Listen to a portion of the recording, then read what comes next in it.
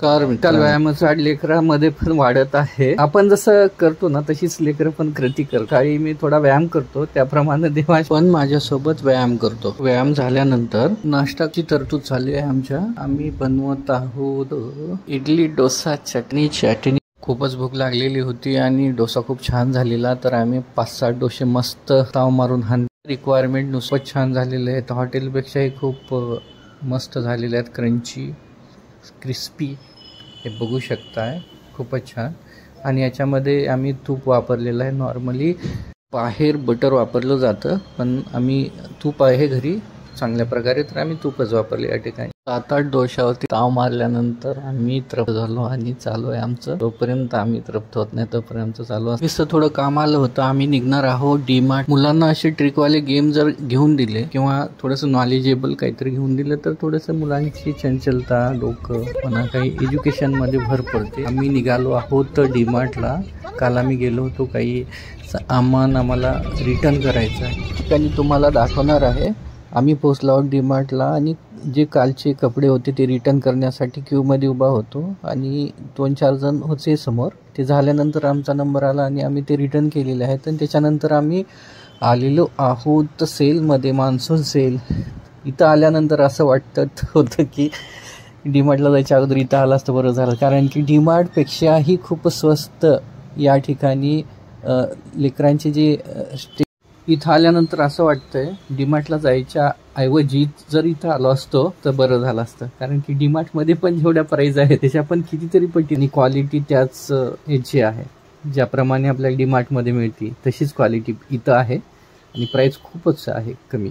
आणि कोणी पनवेलच्या शेजारी वगैरे राहत असेल किंवा पनवेलमध्ये राहत असेल तर त्यांना मी रिकमेंड करतो इथं जाण्यासाठी, कारण की भरपूर स्वस्त आहे आणि तुम्ही फिरून पण या. खूप छान छान वस्तू इथं तुम्हाला बघायला मिळतील. ज्याप्रमाणे आता इथं पापड आहेत, पुढे गेल्यानंतर आम्हाला पंचधातूच्या वस्तू पण बघायला मिळाल्या. फर्निचर होतं आणि लाकडी जे कलाकृती आहेत तर इथं एवढ्या उत्तम प्रकारे बनवलेल्या आम्हाला बघायला मिळाल्या. तेलमध्ये कुरडी, पापड, चिप्स, पाणीपुरीची पुरी असे सगळेच ठेवलेलं आहे. राजे रजवाड्यांच्या काळामध्ये आपण ज्या वस्तू पाहिल्या किंवा त्यांनी ते यूज केलेल्या होत्या त्या अशा वस्तू इथं त्यांनी सेलमध्ये लावल्या होत्या.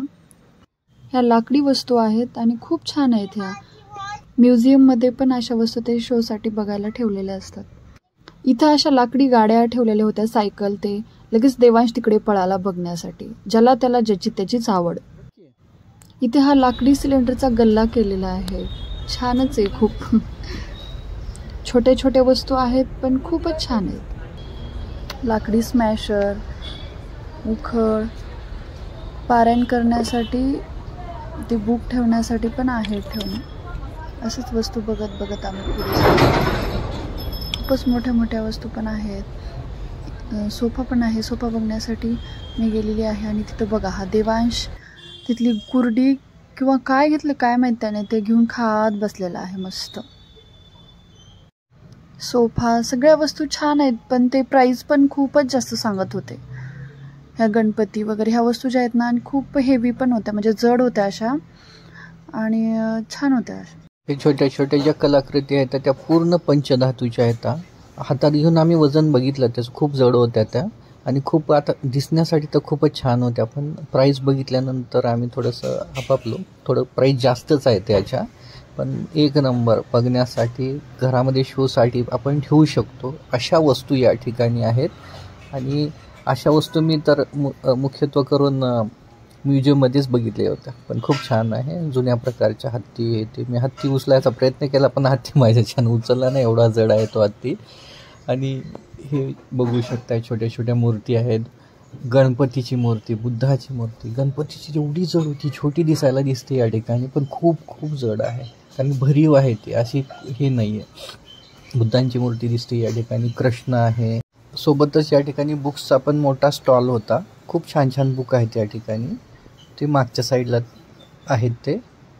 हे बघा कृष्णाची खूप अशा वेगळ्या नटराजाची मूर्ती आहेत. खूप अशा खूप छान छान मूर्ती आहेत. बालाजीची तर एक नंबर मूर्ती होती, इतकी मोठी आणि इतकी प्रसन्न मूर्ती. नटराज आहे ते बघा, हे बघू शकताय. बुद्धाची मूर्ती आहे. गणपती आहे.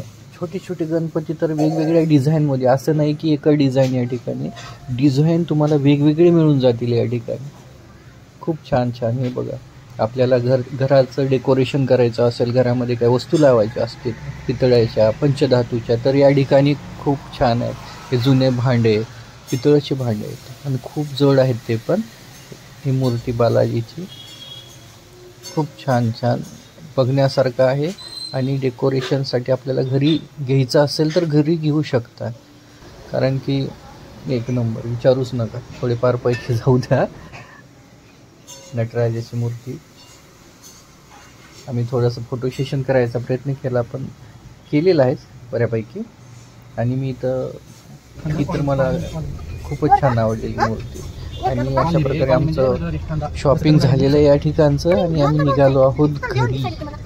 एक खांदा कॉलनी आहे आणि खांदा कॉलनीच्या मार्गे आम्ही निघत आहोत पनवेल या साईड. परत एकदा सांगतो, लोकेशन जे आहे न्यू पनवेलचं जे डीमार्ट आहे त्याच्या अगदी समोर हा मान्सून सेल लागलेला आहे. या ठिकाणी जाऊ शकता तुम्ही आणि बघू शकता. खूप छान वस्तू आहेत.